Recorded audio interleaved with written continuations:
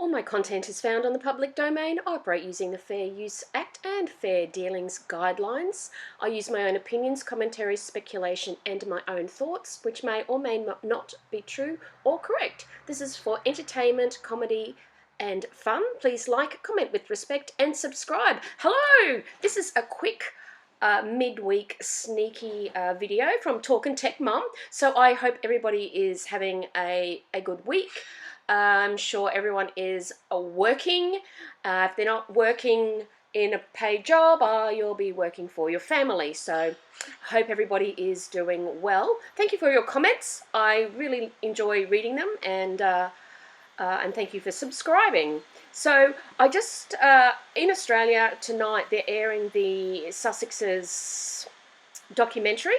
So I may or may not watch it, depending on how I feel at that time. So I did want to go over a few points on this trip, because it seems to be, since they finished this trip, we found out so much about the trip. So what I want to address today is a couple of things I've noted from this trip. So what they did differently on this trip that they didn't do on British soil, on South African soil, they showed Archie to the general public moving for the first time. They sued the media for the first time. They made a documentary for the first time. And they complained openly about their problems for the first time as well. So I'm kind of perplexed as to why they used South Africa, one of the countries on our planet where people are gravely suffering. It's a hemorrhaging country. There are others also, but this is one of them. And they chose that platform, that backdrop, that background to air their problems and to get people to feel sorry for them. I mean, it's like me going to a children's oncology ward where children are maybe going towards end of life soon, and standing out the front of the ward after showing, compassion, apparent compassion, to stand outside the ward and go, I've got to go home now, I've got such a bad headache, I can't stand it anymore. It's just gratuitous garbage. I'm very, very, very, very absolutely disgusted that they chose that platform to bitch and complain about how hard and how difficult their life is. So let's analyse a little bit further. So Archie came out for the first time. It's very curious as to why they chose that destination to bring a baby out to meet two people, which was odd. Archie didn't participate in the tour at all, particularly when they went to the baby's play centre. I would have thought it would have been a lovely of Megan to bring Archie out to greet the other mums at that event.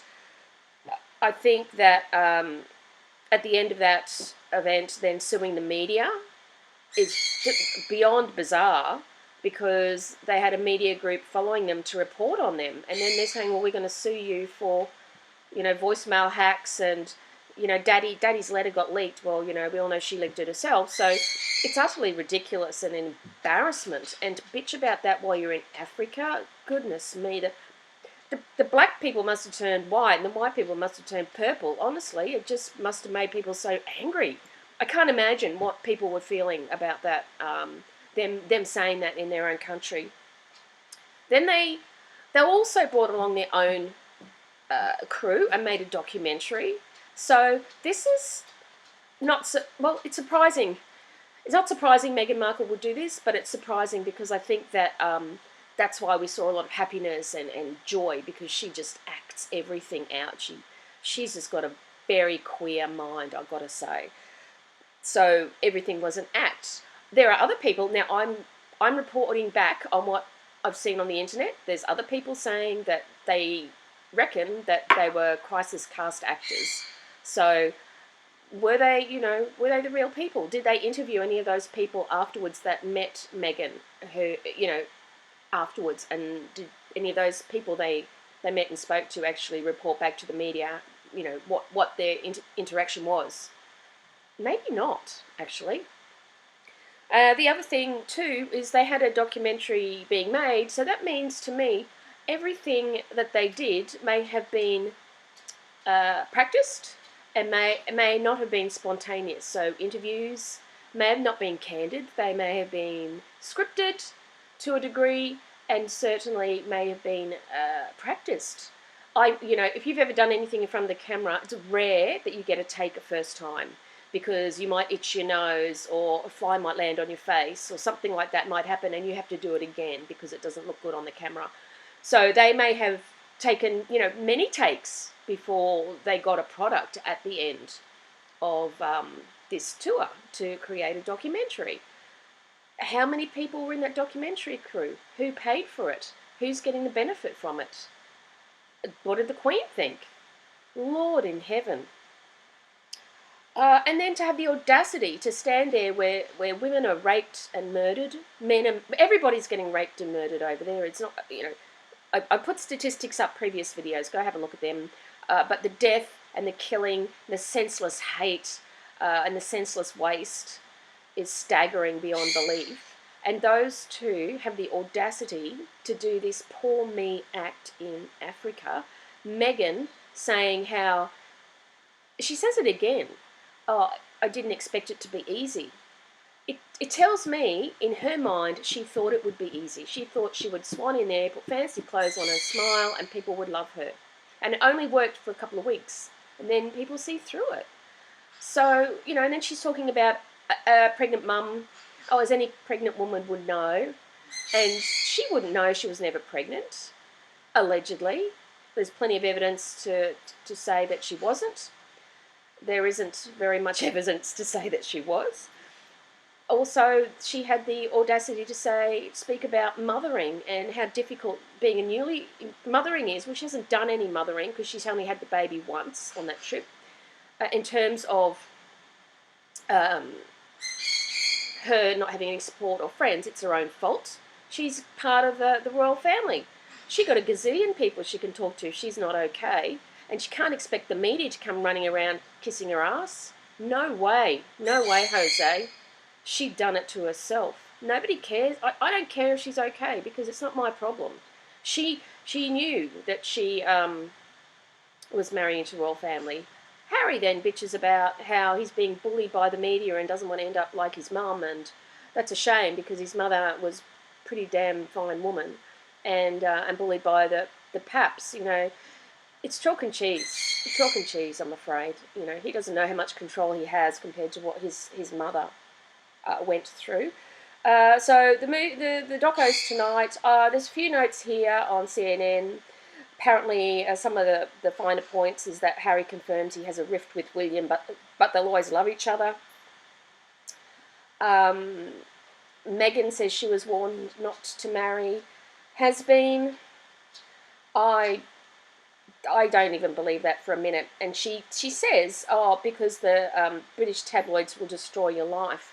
I mean, that's a huge accusation to make, that the tabloids would destroy her life, because that's defamatory to the tabloids in my mind. So I hope they're listening. That's defamation in my mind. She would have to prove that they've destroyed her life.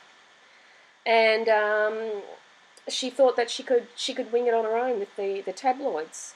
Scrutiny is making them cry and upset, as other things that she spoke about. It's just look. You know what? It's all the sort of crap that someone would go through at work if they were having a hard day. You just feel down in the dumps. But they're creating